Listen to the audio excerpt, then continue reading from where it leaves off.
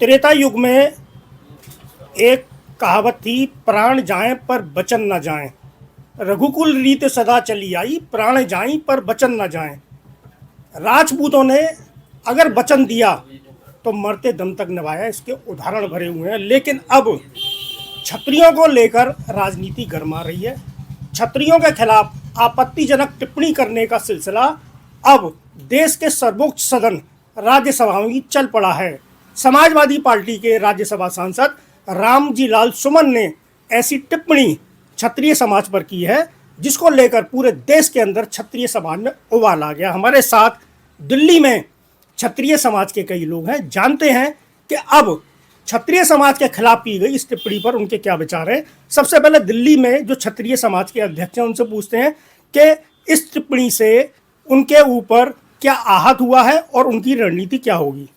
राघव जी, रामजी लाल सुमन ने जो कहा है, आप क्या कहते हैं स्वामी? मैं दिनेश राघव, मैं जो है ये राज्यसभा सांसद रामजी लाल जी हैं, इनके बारे में ये कहता हूँ, बड़ा हमें कष्ट और बड़ी पीड़ा है। हम ये कह रहे हैं कि हम क्षत्रियों ने कोई किसी के साथ में बुरा तो किया नहीं आज तक, और सारी 36 कौमों को लेके मतलब साथ चलते लेके, और हमेशा चलते रहेंगे, आगे भी चलते रहेंगे।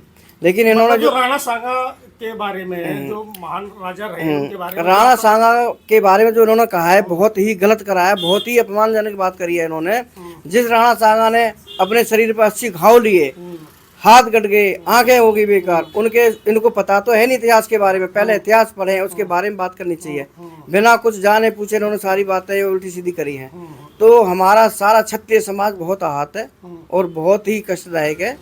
तो अगर या तो ये जल्दी से जल्दी माफ़ी मांगे, नहीं तो हम लोग बहुत ज़्यादा आक्रोश हैं, प्रदर्शन करेंगे और ज़्यादा प्रदर्शन करेंगे, धरना प्रदर्शन करेंगे। आगे की यही हमारी कार्रवाई है। सोलंकी साहब, क्या कहना है?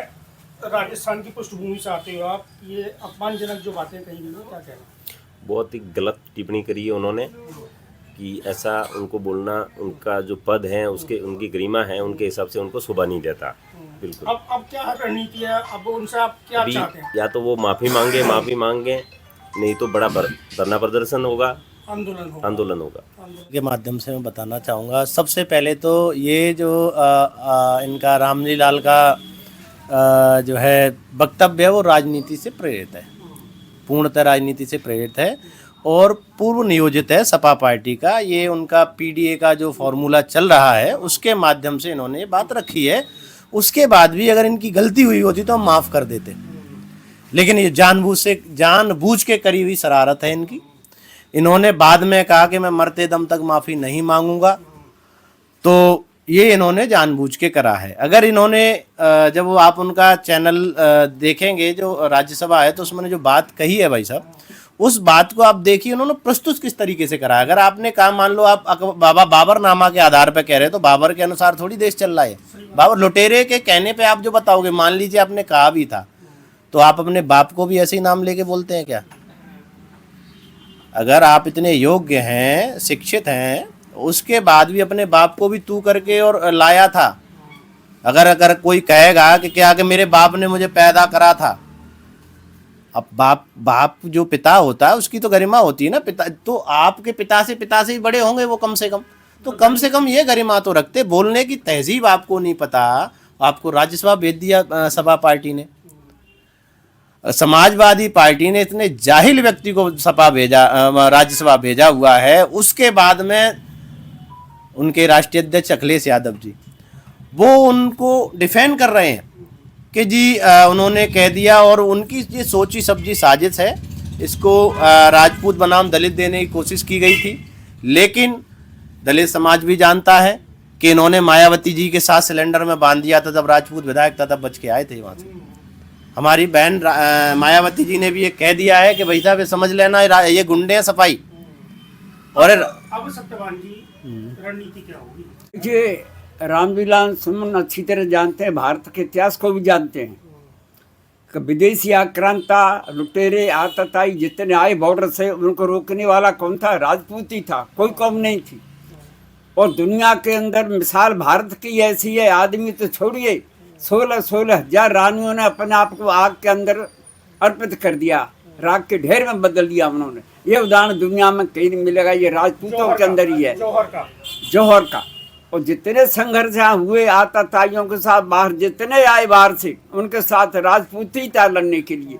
वो ऐसी कौम के संबंध में, ऐसी कौम के बारे में कोई आदमी ऐसा वक्तव्य दे तो बड़ा दुर्भाग्यपूर्ण है।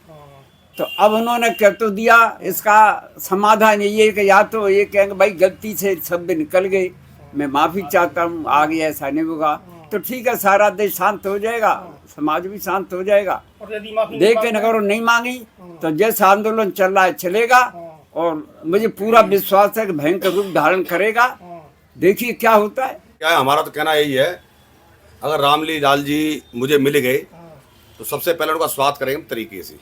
अगर मुझे मिल गई तो पहला चप्पल जूता से माला डालेंगे, उसके बाद उनका मुंह काला करेंगे, तब उनको मालूम पड़ेगा कि ये शब्द बोलने का अर्थ क्या होता है। समझे? जैसी उन्होंने टिप्पणी करी है, समाज कह रहा है हमारा कि माफी मांग ले, लेकिन मेरा दिल नहीं कह रहा माफी मांग ले। माफी से माफ नहीं होगा, तो बार बार गलती करेंगे, फिर माफ कर दो मुझे, ठीक है। और फिर भी बाबा बोल रहा है कि हम किसी से माफी नहीं मांगू, हम क्यों माफी मांगे। बाबा जो हमारे, लेकिन मैं तो वही माफ करने वाला नहीं हूँ, और कुछ हमारे समाज के युवा जो हैं वो भी माफ करने वाले नहीं हैं। जैसे भी संघर्ष करेंगे उनका है ना माफीनामा, पूरी पार्टी जो अखिलेश, सबसे पहले अखिलेश माफी मांगेंगे, जिन्होंने कहा। स्टार्ट करूं। राज्यसभा सांसद रामजी लाल सुमन जी ने जो राजपूत समाज के बारे में गलत टिप्पणी दी है, मैं उसकी घोर निंदा करता हूं और अपील करता हूं, या तो वो क्षत्रिय समाज से माफी मांगे, नहीं तो राजपूत समाज का एक एक बच्चा उनके खिलाफ आंदोलन करेगा।